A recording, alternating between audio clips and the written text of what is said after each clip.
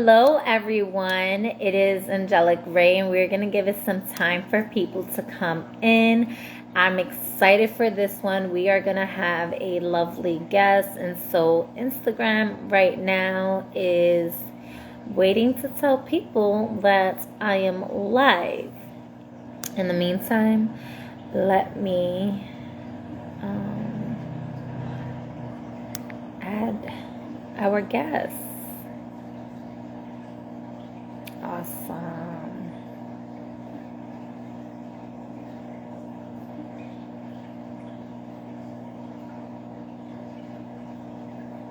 Just a moment.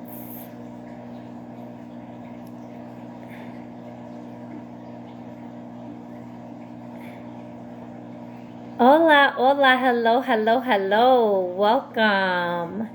We're just going to give it some time for people to come in. I'm going to have a lovely guest, and so I'm so excited.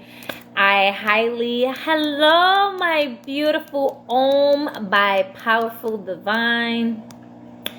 If y'all love crystals, then I surely recommend hit up her page. That's my homie G. I love getting her crystals. The vibrations are super high.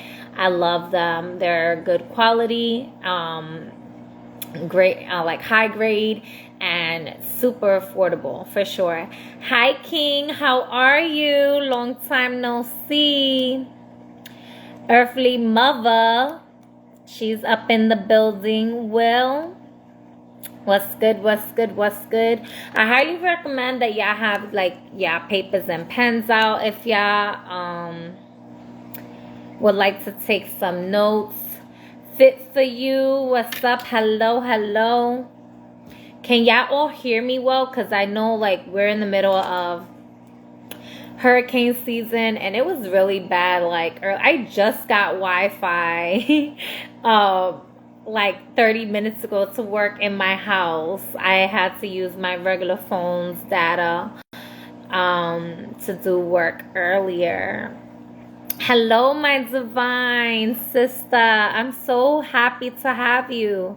Let me see here if you could send in a request to go live, or there we go. This, if you're on now, please send this live to at least 3 people if you can.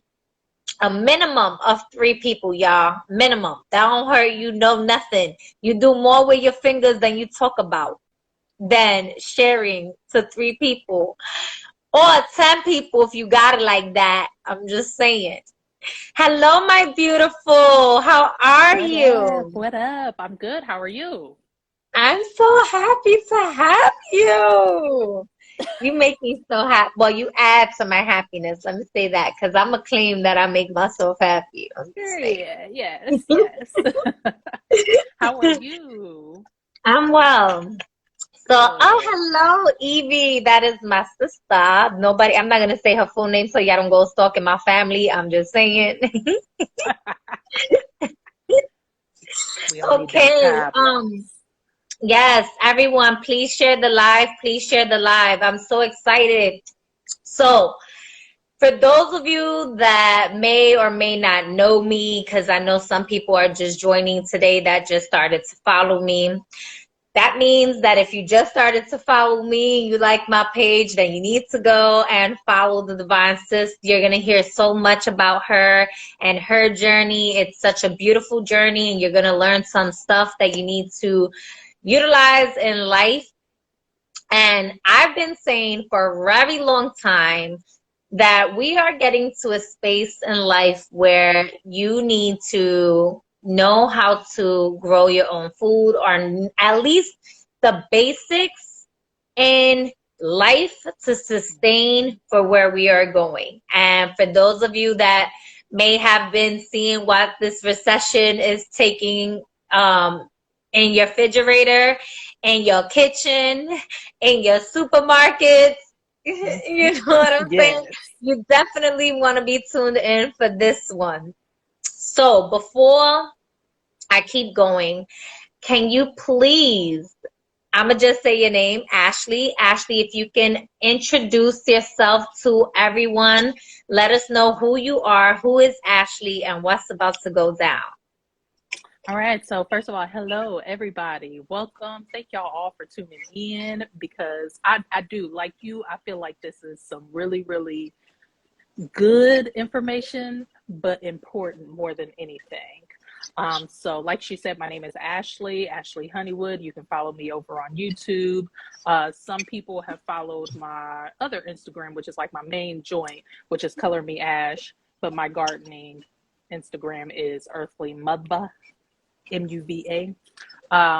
So we're here today because we're talking about gardening. So I will start my journey there. I have now been gardening, I want to say the past 5 years consistently. I think we all kind of dibble dabbled in life. I notoriously felt like I was one of those people that would kill everything. And I felt empowered when I moved into my home. When I owned my own little lot of land, that's when the journey really began for me. It started off really small. It wasn't anything major, but from there, my love for gardening grew, and it continues to grow and grow and grow. And I hope it to be something even bigger one day. So right now I am gardening from my backyard. I garden out of some raised beds. So tonight I just want to share like some little tidbits, give people hope for those who are just starting off. Do not give up before you even begin. That's where I'm going to start. Yes, yes, yes. I want you to go a little bit more into that because I was definitely one of those who did not have a green thumb. And I had to learn to make love to myself and to make love to the seeds that I was planting to grow a green thumb. And so what does that look like? Because it can be, I know I have my fair share of seeds that I planted that didn't grow. And I'm like, what am I doing wrong? Or seasons and just energy, everything. Like, I talk to us about that because I'm sure a lot of us want to give up before we fully start the journey. Yes. Yes. So I'll start with how I started in my journey, and I started with like a tomato plant. Matter of fact, this was like more than 6 years ago. So this was at my last place that I stayed in. Somebody had given me a tomato plant. They were like, here you go. Like, all you have to do is water it. I'm like, all right, sure, I could do that. I put it out on my porch. I was like, boom, like all I got to do is water it. But if there's no intention there, if there's all you got to do is water it, like there's no, I have to nurture this thing. I have to like pay attention to it. I have to make sure that it is in its like best conditions and like, all of that. Of course it's gonna die. And that's what it did. It shriveled up on that front porch. I walked by that thing every single day and it died on me because I did not nurture it. I had zero intentions for it. My only thing was, all you got to do is water it. And that ain't it. So when I moved over here, like I said, my journey really started in like really being serious with gardening when I moved to my current location. And like I said, there was a sense of empowerment for me when we bought our current home, just feeling like for once in my life I owned something, because I always lived in apartments and grew up in the inner city. So like I didn't know what that felt like. So when we got here, I felt that and I was like, well, what am I going to do with this? And I'm like, all right, everybody's got gardens, so I'm a try this thing one more time. I know I'm an earth sign, I can do it. And so I did. I picked up just like a little box planter, and I called it my salsa garden. I bought a tomato plant, I bought a pepper plant, I bought some cilantro, and I think I randomly got a cucumber. So these are plants or these are seeds? So these were plants. I did not Okay. start my journey even toying around with a seed, girl. I ain't even gonna lie to you. I was like, what is that? I don't know. And it started with having this little planter. It was like a self-watering system. I was like, okay, I know that I need help with that because I'm not in the habit of nurturing something of this nature. So I started off with this, it's called a city picker. They still sell these. I was like, all right, I know I got to make sure I put some water in it at least, right? And for the first time ever, I had tomatoes. I had like, my peppers were just bursting with abundance. And I was just like, okay, like I can do this. I had a little bit more intention. And then from that, everything grew. Moving into seeds, I understood better the following year, like, okay, I can buy all of these started plants, but first of all, it's expensive. And then, like, say I have like a bad start to the season or whatever, I'm out my investment immediately without even a second chance. And with buying seeds, you have like a lot more leniency for yourself to like give yourself room for Try error. over. Yes. And so the second year, I was still up on my deck. I was still in little pots, but I was empowered to start more things from seed. And from there, like everything just burst open for me. So I started trying like different varieties. I started doing more research, like what do I want out of this thing? And for me, it was more like, again, that sense of empowerment, like, oh yeah, I grew this. But then it was like, okay, if I'm growing all the same things that I'm buying in the store, then what's making this special? And the seed starting journey was really what opened up everything for me, and I went crazy. So yeah. I love your garden. I love your little Thank you. crazy garden. I kid you not. Every time it just brings so much inspiration. Thank you. I know to my life it must bring inspiration to many other lives as well, because that's just, first of all, who doesn't like food? I mean, I know there's like breatharians and stuff like that out there in the world, and Wow. I'm not knocking nobody's journey, but my third chakra like that food. You know what I'm saying? I came here to Yeah. have an experience and I like it. So Yes.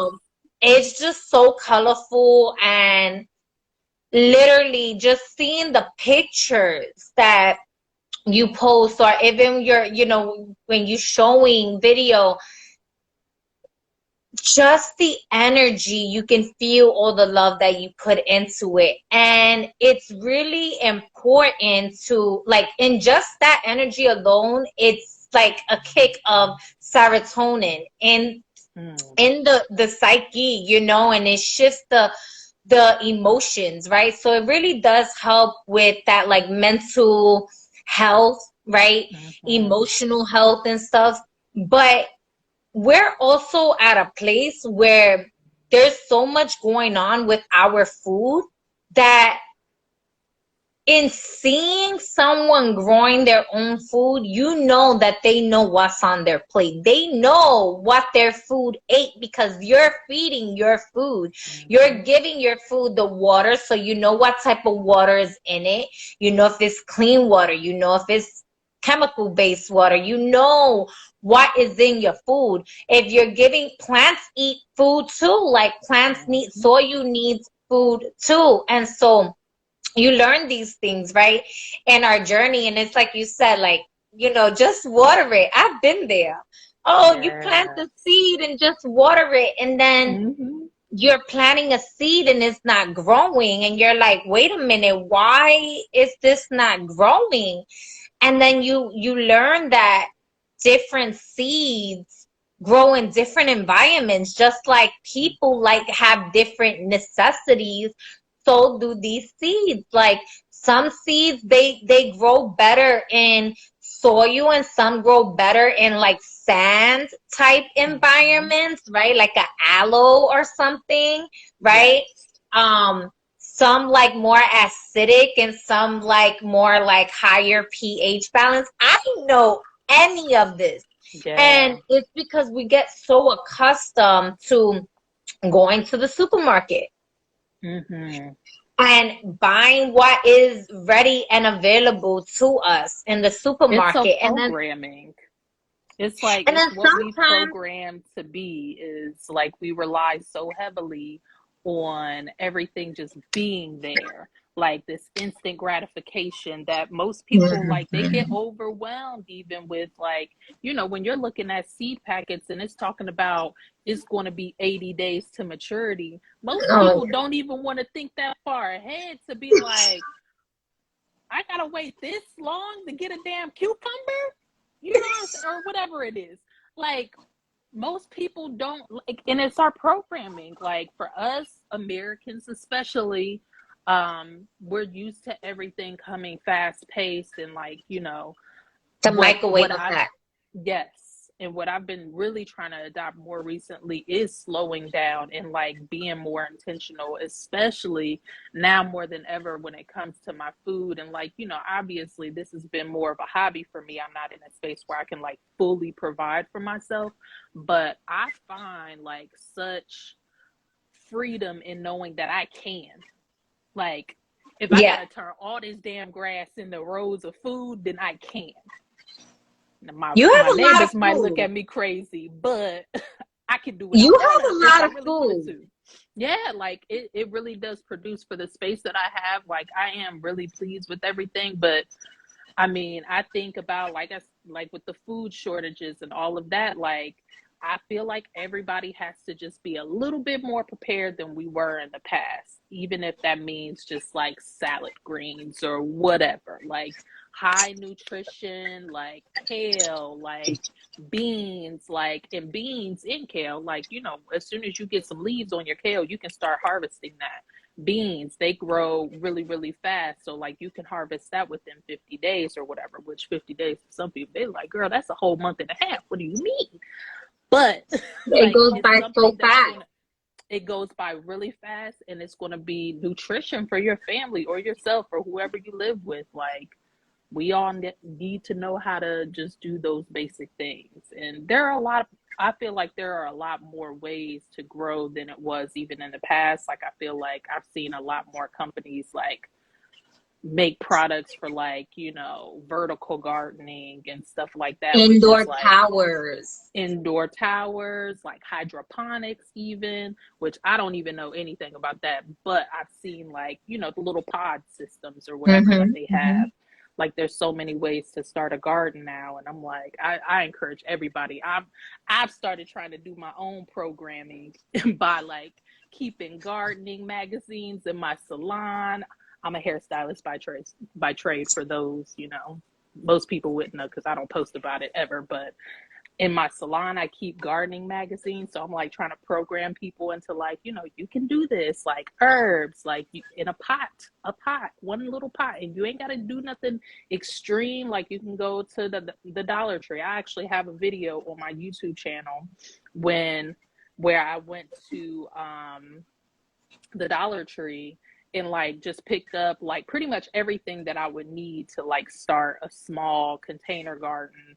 And it goes through it. Like I literally was able to buy everything from seeds to soil to like, seed starting trays and everything, probably spending about, $12 or whatever, depending. So I'm like, there's so many different ways now. And I think that it is important for everybody to like, just make a small step in the direction of like, sustaining on your own just a little bit.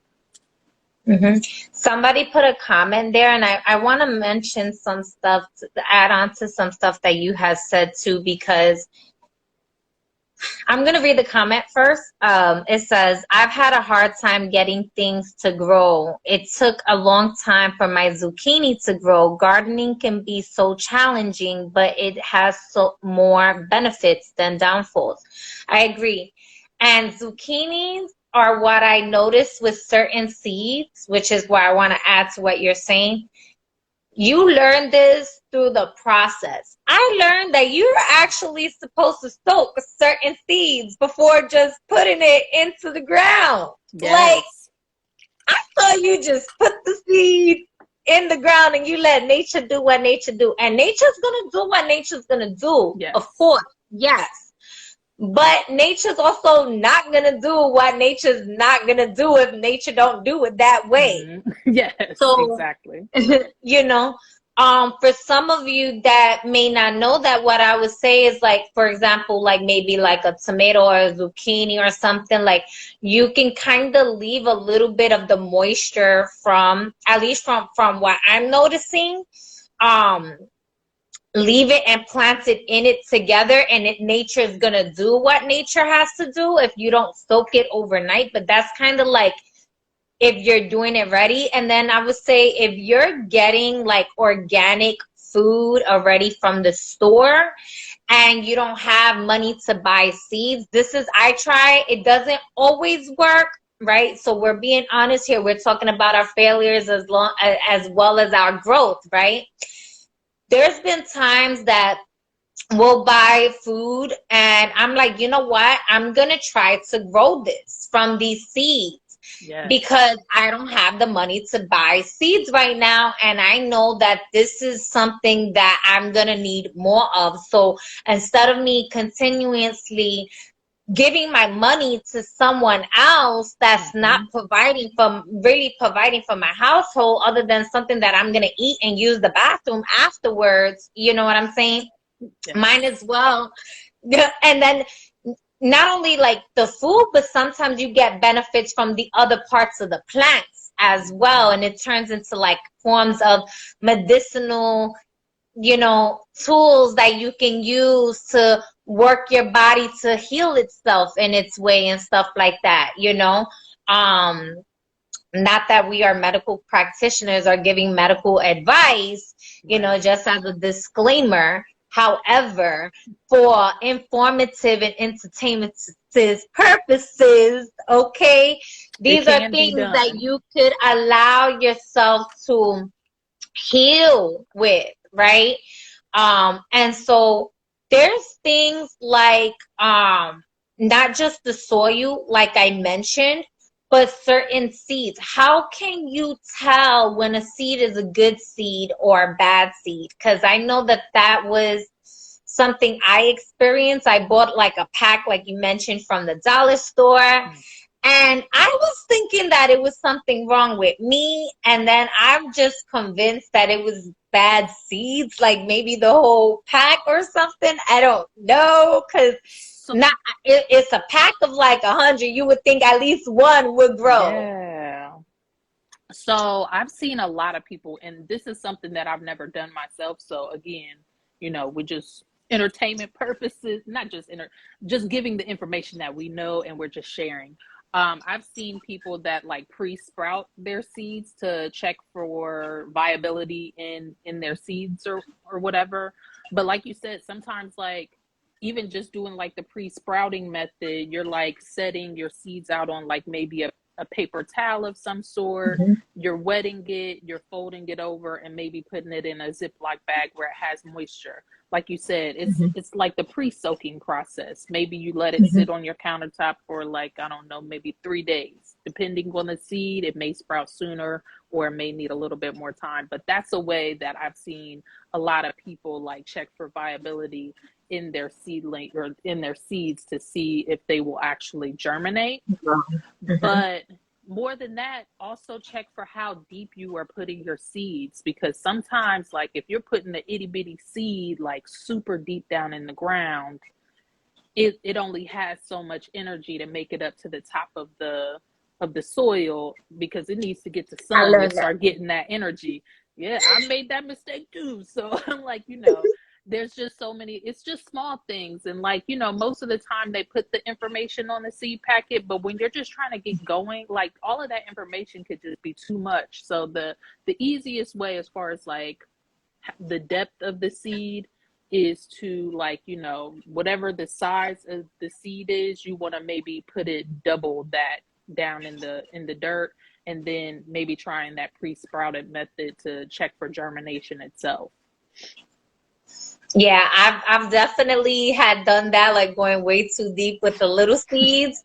And then I've also done it where I put it just on top. Like I would cover Mm-hmm. it, but it wasn't covered enough. And so when it was windy, the seed.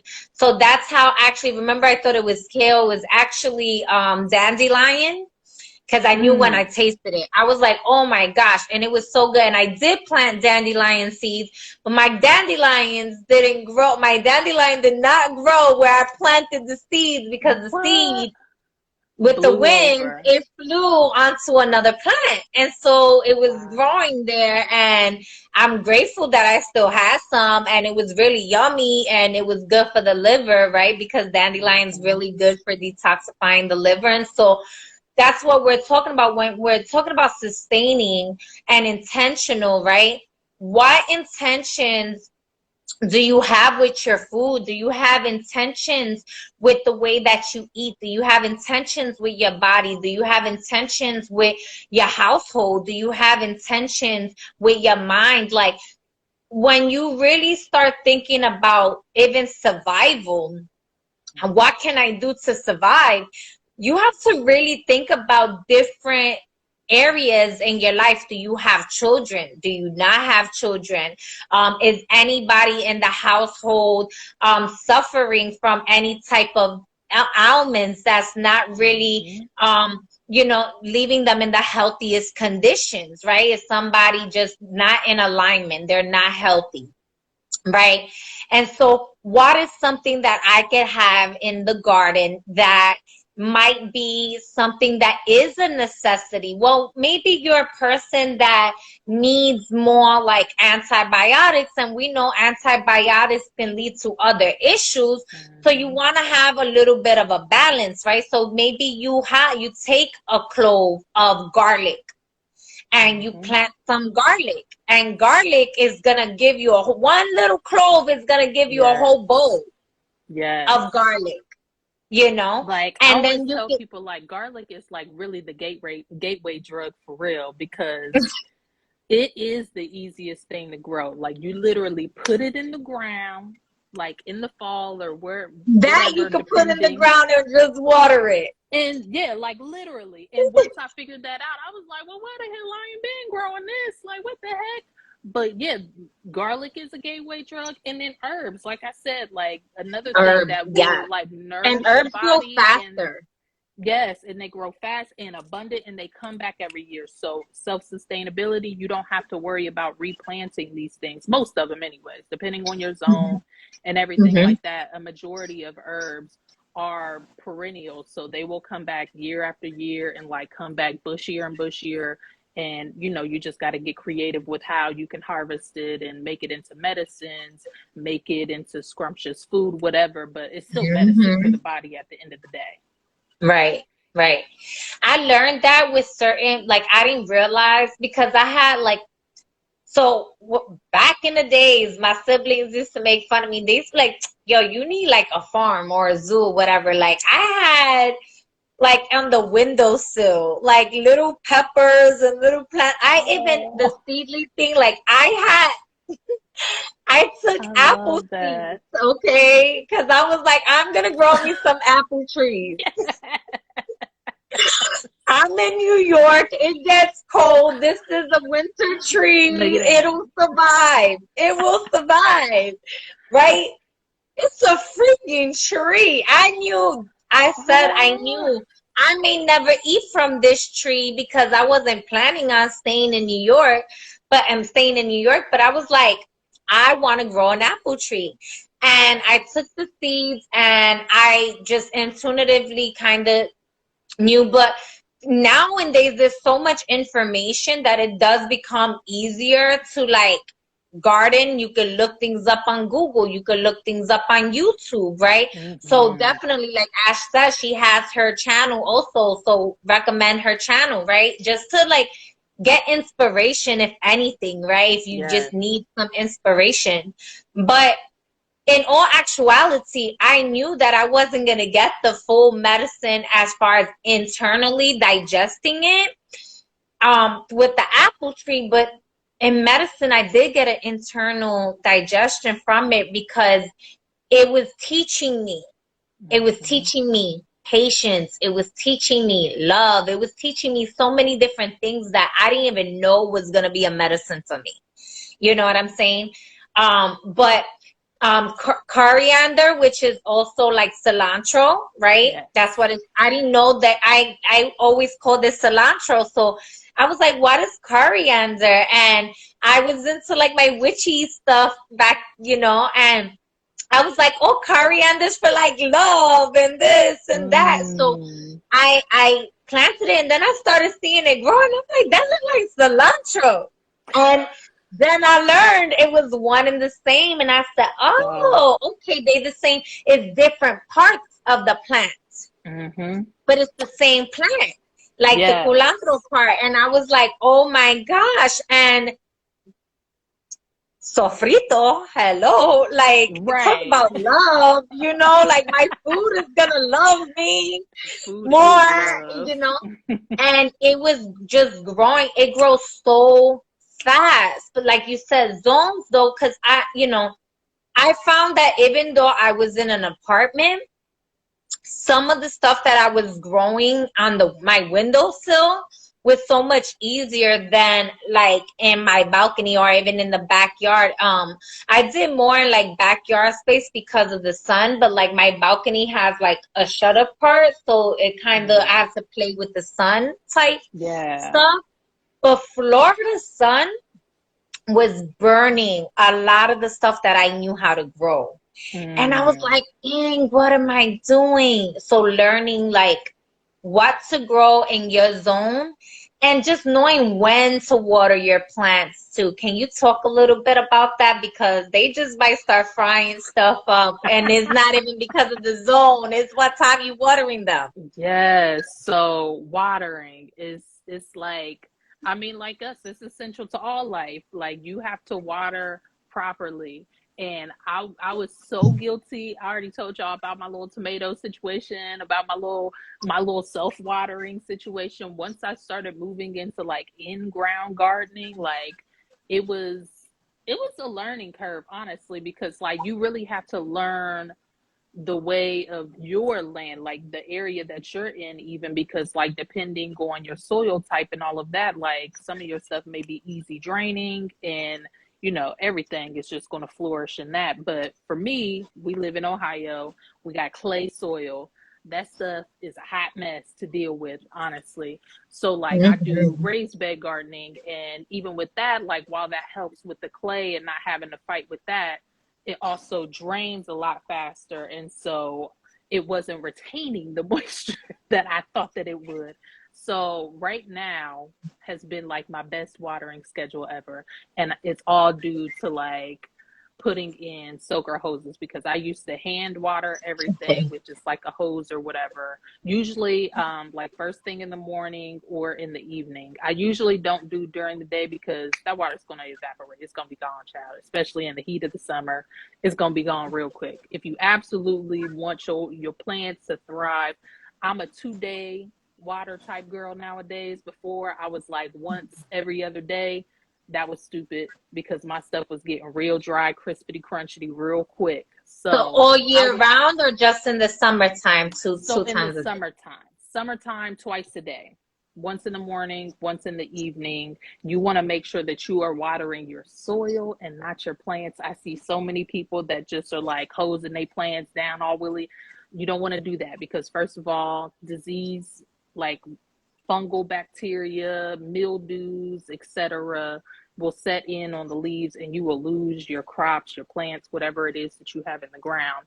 So making sure that you are putting water to soil, make sure it drains, and then do it again is what I always tell people. If you're gardening in containers, obviously you want to water until the water drains out the bottom. Yeah, that was something I had to learn because I was, like I said, I was watering in the mid-afternoon in the summer, and it was burning the leaves, and I was like, why is it cooking it up? Because the the sun and the water were having like this love-making relationship that was toasting. Yes. Toasting the leaves, and then I was losing food. I was losing the stuff, and I was like, okay, the plants, and having to learn from that. And going back to the herbs, so it's good to know all year round. And then some learning which plants like to be watered every day and which need water every so often. That's just something that you'll learn with time. And again, it says it on the packs and stuff like that, right? Also look at what type are you growing, like an herb, are you growing a root, are you growing a thing like we mentioned. The onion is very, I mean, the garlic is very easy. Onion, same thing. And also like potatoes, right? Those are kind of very easy to grow. And like you mentioned, like colder seasons and stuff like that, right? But that doesn't mean you can't get it or harvest in the summertime either, right? It depends on what part you want to eat and when you plant these things. And those you can do in containers. So if you live in an apartment, you don't need to have it in the ground. Going back to that, if you're in an apartment or you're in a house or whatever, herbs, you can do it on your countertop. Yes. You can do it in a little pot. You don't even need like a 5-gallon pot that like you would need for like a potato or something. You know what I mean? Like you could just do a little pot. You could even take like a cereal bowl if you wanted to. Okay. Yep. And you could get a lot of herbs. So what herbs would you recommend for somebody to start off with? Like what few herbs? So my favorite is sage. Sage to me has been like, that was probably the first herb that I grew from seed. And I have my original plant still out there. It's like big, bushy. It's beautiful. I love sage. I love the smell of it. I don't even use it a lot, to be honest, like not in cooking, but I love sage. Sage. I love to cook with it, but I didn't do a good job from seed. It didn't like me too much. I don't know if I gave it too much water or something. This was like the first year that I was trying seeds, and I was like, I think I was just super courageous when I started seeds. Like, side note, like when I first started with seeds, I was so courageous in my efforts. Like I was just throwing everything up against the wall. Like, yeah, I'm gonna grow this, I'm gonna grow that. And like, surprisingly enough, I got a lot of really good stuff out of it. But yeah, sage, rosemary, which for me in my zone, it doesn't come back every year. So unfortunately, that's one of the things that I'm learning right now. I'm still like in the learning process to like propagate like a little bit of cuttings and then bringing it indoors rather than just letting it die all the way back in the winter time. So that's another one. And thyme for sure, because there's so many different varieties. That's another one that will grow perennial just about anywhere.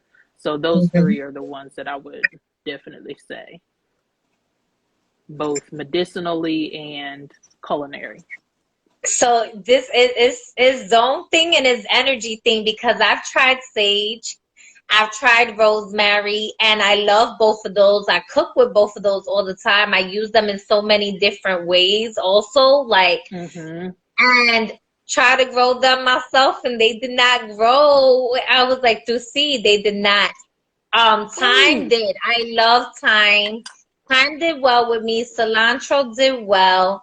I would also say like mint. Different forms of mints are so easy, and I do recommend mints in a pot because mint will take over your whole garden if you let it. And so it is better to like put it in a pot in a way. Whether it's peppermint, spearmint, they have different medicinal properties. You can look into that yourself, do your own research. But it's good for digestion in your stomach and stuff like that as well, or for headache and concentration. You can chew on it, so it's good for, you know, your hygiene. You can put it underneath your underarms and help clean out your, you know, flush out your body and use it like a deodorant, right? So also, that's lemon balm. I forgot lemon balm. Lemon balm is another one that I love. Oh my gosh. Yes, lemon balm. The tomatoes, I've tried tomato from seed also, and it gets to the flowering, and then I realized I was overwatering tomato for a while because I was used to tomato plants and not the tomato seed. And it is a slight different when you're growing it from seed versus the plant. And then even when the plant gets to a certain like height, you know, it like the plants like certain amount of like sunlight in each. I had a tomato plant one time that she was chill anywhere that I moved, rocked with me. Until I moved, obviously it was like the energy of that place because everything kind of went, but that's okay. But when I tried to get like tomatoes here, I kid you not, they would go to a certain extent, and then it was just like, and I think I was over watering it because not just you, but like other people was like, it looks like it's a water problem because of the color of the leaves and stuff. And so the plants are gonna talk to you. But you know, tomatoes kind of, they do, like as you mentioned earlier in the video, certain plants take a certain amount of time. Not like herbs grow so much faster. And like you mentioned, like kale, there's also lettuce. You could also like take celery and chop, you know, cut the celery in the bottom and replant it. Avocado. There's a lot of plants or foods right now that you're buying in the supermarket that is still edible, that you're able to regrow. And where we're going in life is going to be important for you to know how to sustain and regrow your food. And even if it's just one thing that you know how to grow, at least allow yourself to grow that one thing, so that, and then you practice on the others. You're going to get there when you get there. It's going to be your journey when it needs to be there. But you know that you'll have something to survive with. I just wanted to say that because there is a lot of like, I don't really need it. I have the supermarket. Y'all bugging, y'all conspiracy theorists and all of this and all of that.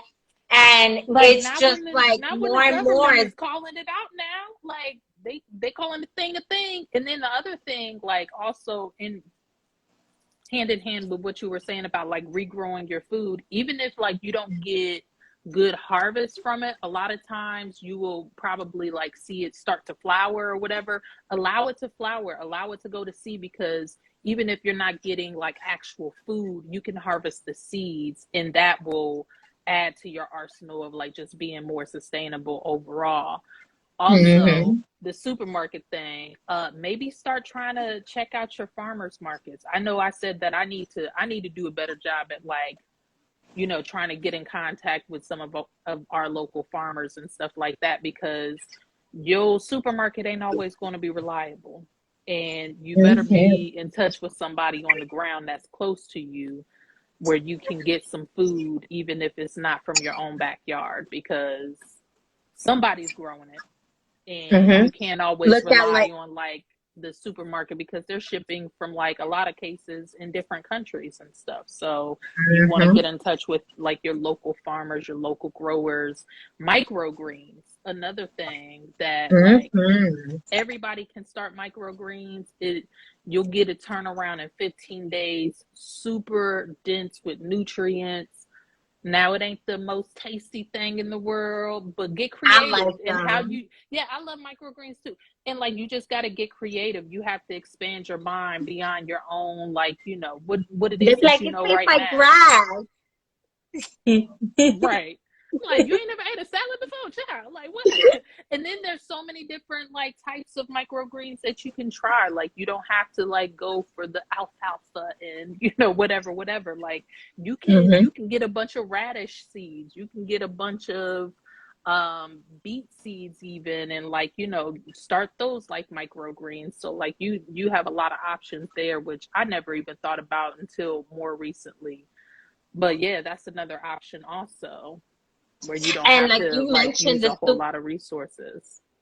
The supermarket also sometimes doesn't even give you food that's in season. And so because I noticed with me where I'm at, I get so upset because the fruits that they have, like it's summertime, we should have more like citrus around. We should have, you know what I mean? Acidic type of like fruits, or like even like certain melons at certain times. And they got apples, they got Yeah. bananas, like they have fruits and vegetables that's not even in season, or they're seedless. And what are you really eating, and what are you consuming in your body that's is not giving you the nutrients that you need? And so your body is not functioning in the way that your body needs to function. So you know, your blood pressure, or your heart, you know, your anxiety, your depression, your reproductive system, like just so many imbalances, or you know, blood sugar. And it's because of the types of foods that's out there in the supermarket.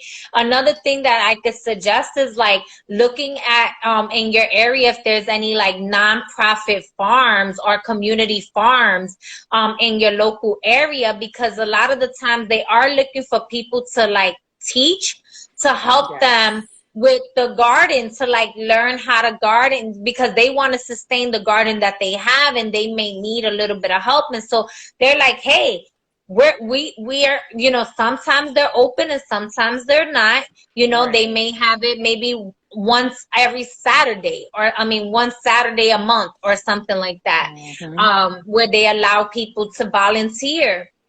And you know, if you're one of those that you're not really, you want to volunteer, it's a tax write-off, okay, if you're one of those, right? But if you're not one of those and you just want to like learn and really, that's a way of like starting. A lot of people, I know, I didn't know that. I recently learned that, and I was like, wow, how did I not know that this is a thing, right? And so that's something, like you mentioned, the farmers market. So that's, the farmers market is really important too, because you could speak, like you said, get to know them, right? Get to know the farmer. But also you get to, if you're going to replant what you're buying, at least you know that you're buying something more organic or more natural, more cleaner, right? Than just what's in the supermarket. Just to put those things out there, you know. Those are all really good points, especially like as far as like the community garden aspect, like learning to like hone in certain skills even before you have your own. Like, what better way to like learn how to do stuff when it's not your own stuff, Loki? Like, you know what I'm saying? You can make mistakes. You can learn from the people that are there that have been doing it already. And yeah, like, you know, you build up your confidence more than anything to like be able to do it on your own. I did do a sage from a cutting, and that sage is doing really good.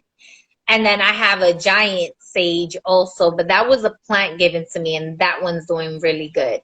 And sage does, it's, I mean, because it's called hoja bruja, like the witch's eye. It keeps away like the evil eye, but it's a sage, is a type of sage. And a lot of people don't know that like sage and mint is the same family, you know, which is why like sage could actually, yeah, oh my God. And it's so like, that's why like sage, it can take over the garden, but not as much as like a mint would. And it's just, it was so yummy though, and it grows tall, but it's a certain breed of sage. I'm so used, like the other sage, like the white sage or like the cooking sage, they grow a little bit like shorter. The white sage grows in like a bush. It could grow like a bush. And then the other one, it does grow into a bush, but I know it to be a little, like the cooking sage, a little bit smaller, but it's so yummy to cook with. And a lot of the times, like you were talking about, what was the word you used where you like, you cut it? Propagate. Yeah. There's a lot, you know, they sell them in the packets sometimes already, you know, and you could replant those. Like, one tip I just learned, instead of using like the chemical rooting thing, for those of you that may not know and you're looking to get into this journey, you could add cinnamon on top of your soil, and it will help with the roots with the rooting. And so that's something that I've tried with some of my plants that I was like, let me see, like they were looking like a little bit like they were struggling because it's hurricane season. And so this, like, even my tree fell down today. I was a little sad. I was like, oh, but I mean, I was able to pick it up and give it some love or whatever. I have a dragon's blood tree. Ooh. So I forgot the actual, like, it's dragon something, the actual like name of it, but it's dragon's blood. Yeah. And yes, that's my baby. And I was like, yo, I didn't, so I felt called to her, and I did not know it was dragon's blood. And it was the only one. And when I went to look, because they had the actual name. And you know, Right. they be putting these crazy names on them, speaking 3 languages. Yeah. Right? You know? Like, and when I went to doing the research, that's when I found out that it was dragon's blood. And I was so like, but yeah, so I picked up the plants and putting cinnamon. I put cinnamon on the soil, and it helps with the root. It also helps prevent like ants from getting listen, and the gnats, because that's another thing. Like, some people don't want to garden or even bring things into their home because they don't want certain like insects and stuff like that. And then there's certain insects that feed the soil, and then there's certain insects that kill the plants. So can you help us with that a little bit? Can you talk about that a little bit? Ooh, pests. I'm still trying to figure that one out. I can't even lie to you. So I don't have a whole lot of experience with bringing my plants indoors because, for the most part, because of the zone that I'm in, most things just die back, and you know, I'm just starting anew every spring or whatever. But as far as like pests, when you're actually outside dealing in the garden, aphids, I don't even know, like there's just squash bugs, cucumber beetles, blah blah blah, so on and so forth. So what I have found has helped, and this is like the first year that I've like really made sure to be diligent and like mindful of these things, are putting in companion plants of different flowers. Marigolds is something that everybody says like helps deter like what are they called, the tomato hornworm from your tomatoes. I've never experienced that. I really don't love marigolds, so I never really grow marigolds. But calendula is like a trap plant for aphids. And whoo, let me tell you, they was doing the damn thing. Yeah, they were doing the damn thing this year, because I had like an infestation on my eggplant, and like they completely like just tore those things up. I had to prune all of the leaves back, and they just had to start a new, like, you know, flush of leaves and everything.